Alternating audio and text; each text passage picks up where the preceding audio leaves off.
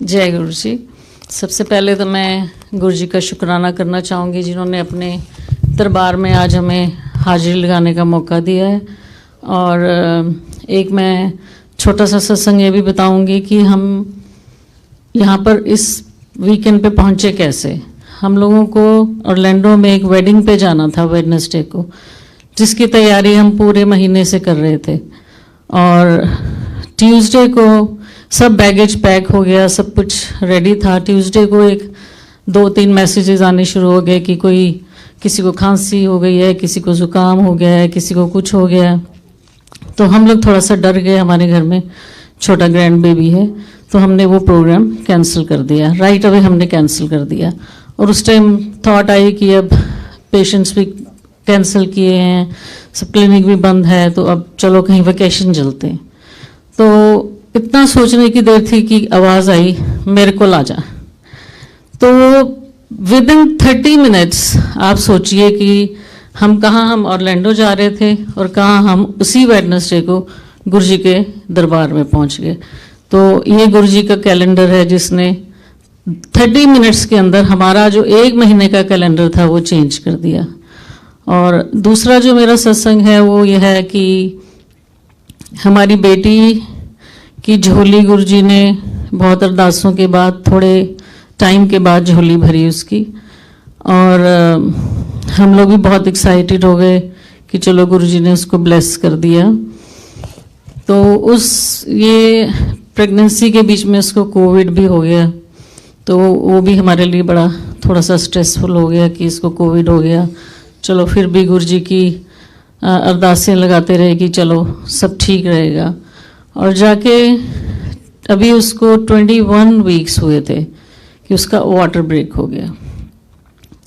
वो टाइम हमारे लिए इतना क्रिटिकल था कि 21 वीक्स में तो अब इसका वाटर ब्रेक हो गया। अब क्या करें गुरुजी? तो गुरुजी के स्वरूप उसको हॉस्पिटल में ऑफ कोर्स उन्होंने एडमिट कर लिया। तो गुरुजी का छोटा सा दरबार हमने उसके बेड की साइड पे लगा दिया। और वो कोविड का टाइम था, हम लोग भी नहीं जा सकते थे अंदर, और उन लोगों ने भी हमें कोई होप नहीं दी। उन्होंने ये बोला कि we can try our best. तो हम रोज़ गुरुजी को कहते रहे कि गुरुजी अगर आज आपने हमें इतने टाइम के बाद ये खुशी दी है तो प्लीज़ हमसे छीनना मत ये खुशी। तो रोज़ वहाँ पर एक बोर्ड लगा हुआ था जिसके ऊपर नर्सिस रोज़ लिखती थी 21+1। फिर अगले दिन पिक्चर आती थी 21+2। तो करते करते उसको 27 वीक्स तक जाना था, बिकॉज निक्यू आप सबको मालूम होगा, निक्यू 27 वीक्स से पहले किक इन नहीं करता। तो किसी दिन हमें अच्छी होप आती थी, किसी दिन हमें ऐसा वो बता देते थे कि हम कुछ नहीं कह सकते।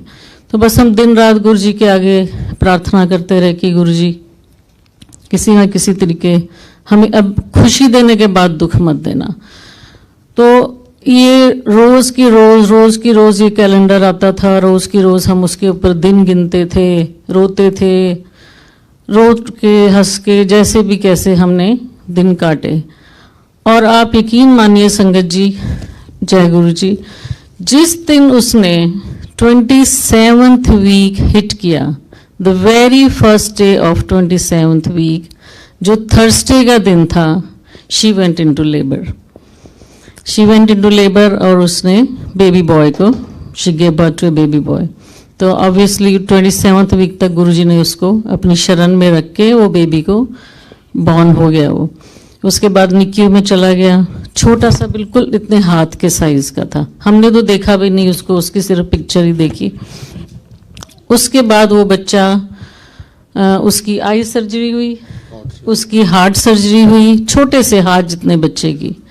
और वो ऑलमोस्ट कितना 91 डेज वो बच्चा निक्यू में रहा। जब वो निक्यू में था तो भी हमारे घर से 2.5 घंटे दूर वो लिटिल रॉक के हॉस्पिटल में थे। तब भी हम लोग तो जा नहीं सकते थे बिल्कुल। तो उसके जो पेरेंट्स थी, जो हमारी बेटी और दामाद, वही वहाँ पर थे। तो भी उन दिनों भी जब वो निक्यू में था ना 91 डेज, उसमें से वो 29 डेज तो वेंटिलेटर पे था।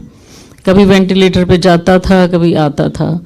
कभी उसको चिल्ड्रन हॉस्पिटल में जाके उसकी हार्ट सर्जरी हुई, फिर उसकी आई सर्जरी हुई, एक छोटी सी नन्ही सी जान जो हाथ के जितनी, उसकी पिक्चर देख के हम लोग बहुत रोते थे। हर तरफ उसको मॉनिटर लगे हुए हैं, हर तरफ। कभी किसी दिन वो लोग हमें वही फिर से वही होप देते थे, किसी दिन कई बार तो ऐसा हुआ कि बच्चे वीकेंड पे घर एक बार चक्कर लगाने आते थे, अपने गैराज में पुल किया और उधर से नर्सिस का फोन आ गया कि कुछ दिक्कत हो गई, and they had to literally turn around and go back. ये भी जर्नी उसकी जितनी निक्यू की थी बहुत ऐसे थी कि हमें किसी दिन लगता था कि वो घर आएगा, किसी दिन हमें लगता था कि शायद हम उसको घर नहीं ला पाएंगे। उसकी नर्सरी भी जो बनानी शुरू की थी वो भी हमने छोड़ दी बीच में, सब कुछ छोड़ के बस गुरुजी के ऊपर एक उम्मीद छोड़ी कि गुरुजी इसको खुशी खुशी से एक बार घर ले आओ। तो जैसे तैसे करके गुरुजी की मेहर हुई, जय गुरुजी, कि वो बच्चे उसको लेके, जब उसकी फरवरी की डेट ड्यू थी उसी से 1-2 दिन आगे पीछे वो बच्चा घर आ गया। जय गुरुजी। और आज इस स्टेज में है कि हम उसको गुरुजी का बेटा ही बुलाते हैं हमेशा। हमने लास्ट मंथ उसका फर्स्ट बर्थडे किया और बहुत ही हर टाइम वो बच्चा, जब भी उससे आप बात करो, कोई भी बात करो, किसी कुछ भी बोला, भी तो छोटा है क्योंकि प्री मैच्योर है, फिर भी बहुत वो हंसता ही रहता है, जैसे गुरुजी की जैसे मुस्कुराता ही रहता है हर टाइम। तो गुरुजी ने हमारे ऊपर इतनी मुश्किल जर्नी काटी हमारी, इतनी वो पूरा जो 7 मंथ्स का टाइम था वो हम जानते हैं और हमारे गुरुजी जानते हैं कि हमने वो एक एक पल, एक एक दिन किस तरीके से निकाला हुआ। लेकिन आज वो बच्चा क्रॉल भी कर रहा है, हंसता भी है, खाता भी है, सब कुछ करता है। गुरुजी की इतनी मेहर है कि उसको गुरुजी ने हमारी झोली में वापस डाला है। तो इस चीज के लिए मैं गुरुजी का बहुत बहुत शुक्राना करना चाहूंगी। और हाँ, वो भी मैं एक छोटी सी चीज के साथ में और ऐड करना चाहूंगी जो अंकल ने मुझे याद कराई, कि हमारे क्लिनिक पे एक लड़की काम करती थी। She was doing filing and stuff, जो छोटा सा काम करती। तो उसका बहुत मन था कि वो लाइफ में कभी डॉक्टर बने, क्योंकि उसने डॉक्टर ऑफिस में काम करना शुरू किया, बट वो नहीं अफोर्ड कर सकती थी एमगेट के पैसे देने या किसी चीज के। तो मैं बड़ी बात तो नहीं बोलूंगी गुरुजी के सामने, लेकिन मैंने कहा कि इस बच्ची का मन है डॉक्टर बनने का, तो चलो जैसे तैसे भी मैं उसको सपोर्ट करती रही until she got into medical school. तो आप गुरुजी की महिमा ये देखिए कि वो बच्ची मेरे पास से फ्लोरिडा गई, फ्लोरिडा से फिर वो रेजिडेंसी करने कहीं गई, और जब भी कोई निक्यू में से बच्चा जाता है तो इमीडिएटली उनको इन्फॉर्म करते हैं एक नया बच्चा आ गया है। तो उसने जब लास्ट नेम पढ़ा गेरा, तो उसके एकदम दिमाग में आया कि ये वही गेरा तो नहीं है जिनके पास में मैं काम करती थी। तो वो भागी भागी देखने के लिए आई और सामने देखा तो वही निक्यू की इंचार्ज थी और इधर हमारी बेटी थी।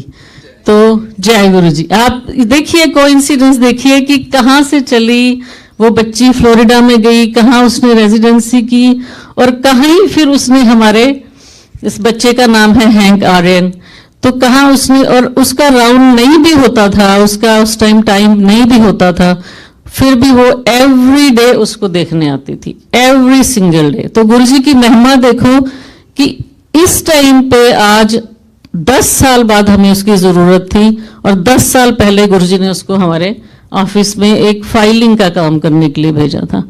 तो बस यही मेरा सत्संग था कि गुरुजी का शुक्राना करना कि आज वो बच्चा हमारे झोली में है, खेलता है, हंसता है, हमारे घर के साथ ही रहता है, तो इसलिए हमें इसको रोज देखने को भी मिल जाता है। ये भी हमारी बड़ी खुशकिस्मती है। तो thank you Guruji and thank you संगत जी फॉर लिसनिंग टू अवर सत्संग। और यहाँ पर आकर ये मेरा कोई सेकंड ट्रिप है न्यू जर्सी में। हम बहुत टाइम से प्लान करते रहते थे, लेकिन यहाँ आने के बाद बहुत ही अच्छा लगता है। ऐसे लगता है कि हम अकेले नहीं हैं, हमारे साथ बहुत बड़ा गुरु परिवार है। तो ये बहुत प्यार भी मिलता है संगत जी का और बहुत ही ज्यादा अच्छा लगता है। तो जय गुरु जी, थैंक यू। अंकल छोटी सी आपको एक बात बस शेयर करेंगे, we won't take too many minutes, just few minutes. जय गुरु जी। तो हम दूसरे मंदिर में भी जाते हैं तो इधर भी आते हैं, तो वहाँ प्रभात की वेला में जो पाठ पूजा होती है उनकी, तो गुरदास अंकल ने बोला कि मैं तुम्हें कल प्रसाद भेजूंगा हलवे का। तो हमने कहा ठीक है। तो दोपहर को मेरे सन इन लॉ को मैंने बोला वो साउथ इंडियन फूड ऑर्डर कर दो हमारे लिए हल्का सा, तो उन्होंने एक डोसा और 2 इडली ऑर्डर की।